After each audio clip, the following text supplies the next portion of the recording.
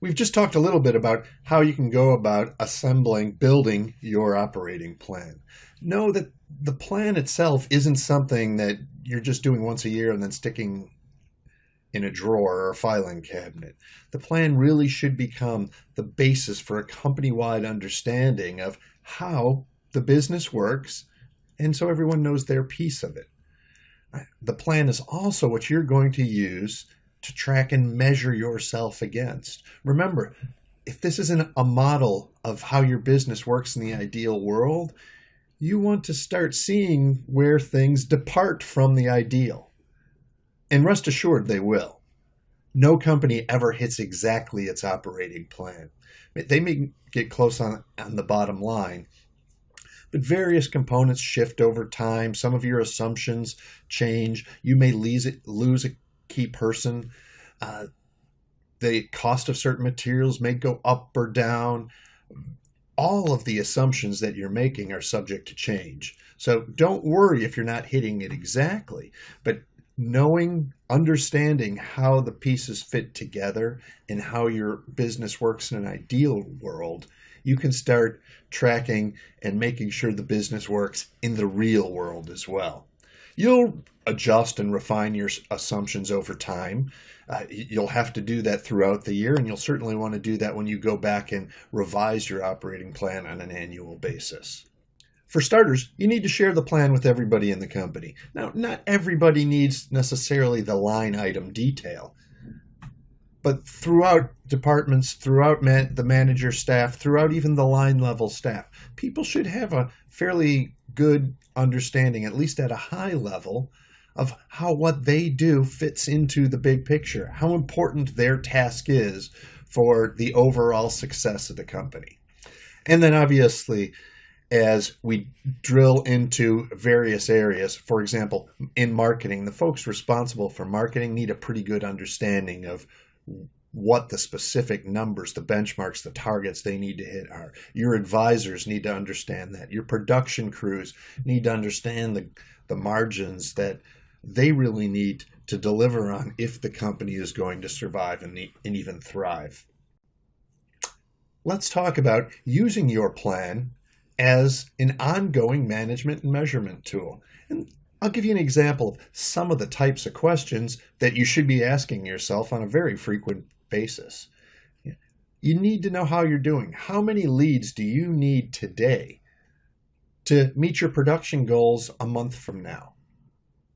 Similarly, if it's May 4th, can you tell me already on May 4th if sales look more or less on track for the entire month?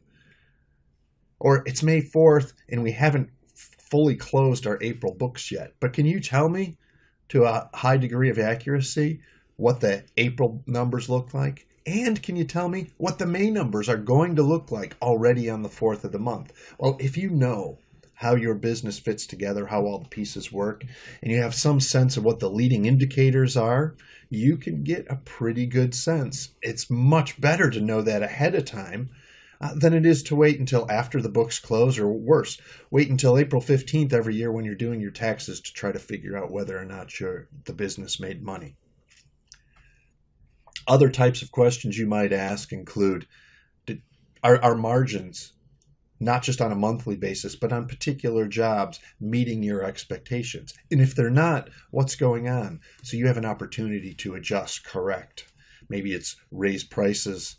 Maybe there's something on the production side. We've got some new folks who aren't delivering as efficiently as some of the people who've left, and we have a training issue. It's very important to stay on top of whether or not our actual numbers are living up to the plan numbers, because remember, the plan is what we need to make our business successful and profitable. And where we depart from that plan, we need to be confident that we understand it and that the business can still thrive. If we know how many sales we're expecting our salespeople to make and what their close rates are, we know how many appointments they need to run. And with a lead to appointment conversion rate, we should know on a day in, day out basis how many leads we need to be generating to keep our salespeople fully deployed. Or that we've got the leads that we need when we need them. It doesn't help us if we're deathly slow in February if we suddenly have way more leads than we need in August. We can't go back and run those sales calls in February once the opportunity is passed. So we have to keep very close tabs on this. Everybody needs to align their effort, understand that we need the leads today, this week, this month, on an ongoing basis, and exactly what those targets are. Now, on a daily basis, provided we're scheduled out a little bit, we can certainly handle a little bit of fluctuation. But on a weekly basis, a little less so. On a monthly, on an annual basis, certainly not. So if I have a goal of 36 leads in a week, and I see that as the week's drawing to a close, I've only had 26 calls in, I start getting a little nervous. That's just leads. What about the appointments? Well, if I had a goal of 30 for the week and I've only set 24, again, I'm starting to get a little bit nervous here, because if I'm not setting the appointments today and this week, what are the sales folks going to be doing next week? I haven't had any cancellations. That's a good sign. I'm actually staying ahead of the game there. Now, if I were just looking at the weekly numbers, I might be a little bit more concerned. But if I look at a month to date and I see I had a goal of 104 for the month and I'm already at 110, okay, we've just had some minor fluctuations at the daily level or weekly level. But overall for the month, we seem to be doing okay. We're setting appointments. We're actually slightly exceeding our goal. So I can feel fairly comfortable. I don't need to get in a panic about the lead situation. Let's consider this from another angle. Take a look at sales. Now, presumably, when we were putting together the plan, we were actually working with our advisors to get agreement on what their expected close rates were and what their overall sales volume was. And also getting agreement with them on certain paperwork objectives and how fast we expect things to move through the pipeline. At the same time, it's not just advisors' responsibility. The company has some responsibility. How many leads we're going to be providing each advisor every week, and what sort of support we're going to be giving them, both the front office, the back office folks, to help manage their clients and manage their paperwork, manage that burden. And in addition to that, what sort of training we're going to provide them to help maintain or improve their close rates and maintain or improve their average project size. So in having those individual conversations, setting individual goals, we're accumulating what we need to roll everything up to have company-wide goals.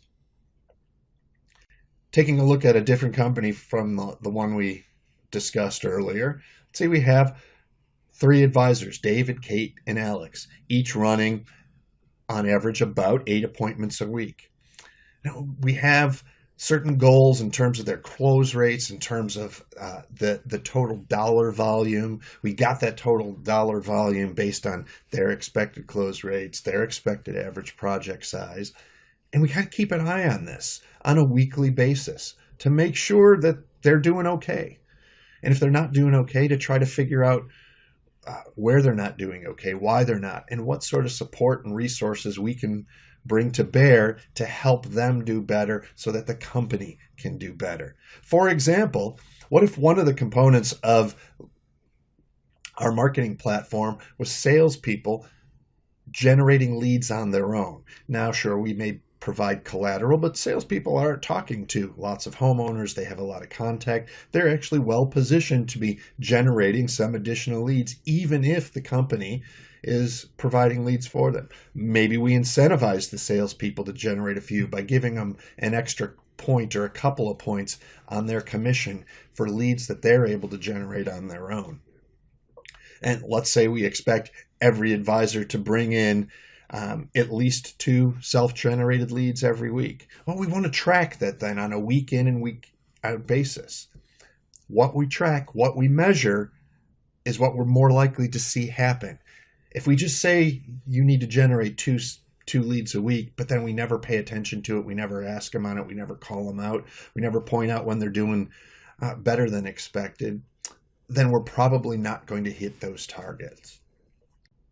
We don't just look on a monthly basis. We also look on a month-to-date and a year-to-date basis. So, for example, in October, we can sit down with the sales team and say, David, we had a goal of a 40% close rate. You're only closing at about 36%. Why do you think that is? What can we help you with?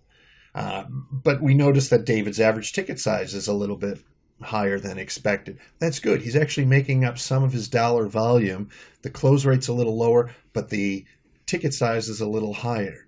Well, let's try to figure out why. Is there anything we can do to help David improve that close rate and still maintain that ticket size? Kate, on the other hand, doing quite well. I'm not too concerned. She set a goal for herself of 55. She's at 53.5%. Her ticket sizes look pretty good. She's actually doing really, really strong. Same thing with Alex. Alex is an interesting one. Now, Alex set a target for himself, and we agreed that he was going to close at 55%. He's only closing at 46%. And yet he's blowing his average ticket size out of the water by almost $700. So maybe what's going on with Alex is he's doing a little bit of whale hunting. He's only going after the bigger projects. Maybe we can work with Alex to bring in a few more sales. He might drop his average a little bit, but his total dollar volume will go up if he can be a little bit more accommodating for the customer who's not ready to go for the larger project. Bring home a couple of smaller ones in addition to what he's bringing with right now. So anyway, we keep tracking this. We know what we need to hit our overall company numbers. We're fairly close to that. And we want to keep making sure that every actor, every salesperson, the marketers, the production staff are all doing their bit. From one of my favorite fountains of unlikely wisdom, Yogi Berra said, if you don't know where you're going, you might not get there. Well, I know where I'd like you to go. And that's towards a company that is more successful and more profitable.